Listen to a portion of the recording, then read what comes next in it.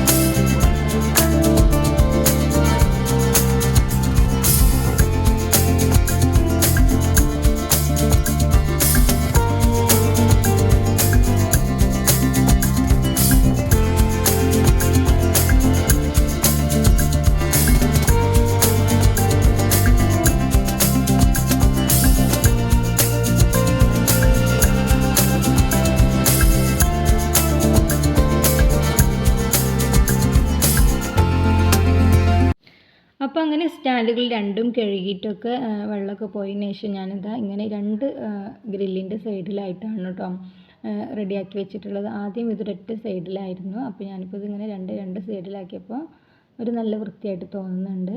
പിന്നെ ഇതാ അതിലേക്കുള്ള പാത്രങ്ങളൊക്കെ ഒന്ന് എടുത്ത് വെക്കുകയാണ്. അപ്പോൾ ഈ ഒരു ഭാഗത്ത് നല്ല പ്ലേറ്റുകളും മറ്റേത് നമ്മൾ ഡെയിലി യൂസ് ചെയ്യുന്ന പ്ലേറ്റുകളും അങ്ങനെയാണ് കേട്ടോ ഒരുക്കി വെച്ചിട്ടുള്ളത്. അപ്പോൾ ഞാൻ ഈ ഒരു തരത്തിലാണ് ഇപ്പോൾ സ്റ്റാൻഡുകൾ റെഡിയാക്കിയിട്ടുള്ളത്. അപ്പോൾ ഇത്രയൊക്കെ ഉള്ളൂ ഇന്നത്തെ വീഡിയോ. തീർച്ചയായും നിങ്ങൾക്ക് ഉപകാരപ്പെട്ടു എന്ന് വിശ്വസിക്കുന്നു. പുതിയ വീഡിയോയുമായി വീണ്ടും കാണാം. അതുവരേക്കും ടേക്ക് കെയർ. ബൈ.